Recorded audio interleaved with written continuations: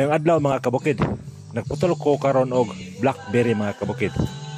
Kaning blackberry mga kabukid, taas kini siya level sa antioxidants. Dili pa siya black mga kabukid, kay hilaw-hilaw pa. Pag mahinog na siya, black na kaya siya mga kabukid. O makao na siya mga kabukid. Giputol na ko ni siya mga kabukid, kaya akong himuong koral. Sa akong pagputol mga kabukid, nakita na ko nga naipatsis ang ihang lawas, ug mo siya ang trisis sa steam borer. Ug diya sa pinutlan mga kabukid, nakita na ko ang dako nga steam borer. Akong giibot mga kabukid, kay nakaunahon ako nga ako na siyang tilawan. Sa pagdapat sa dila mga kabukid, mabati na nimo nga mura siyag milky, daghang kay siyag juice mga kabukid.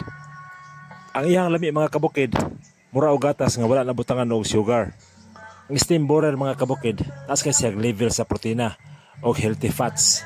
Daghan po kay siyag vitamins ug minerals sama sa iron, zinc o riboflavin. Kung masigit ang kaon na ni mga kabukid, dako kay ang posibilidad nga malayo ta sa diabetes o high blood. Mahealthy atong lawas mga kabukid. Sa bukid mga kabukid, dahil kay pagkaon diri nga gikaon sa itong mga katigulangan sa unang panahon.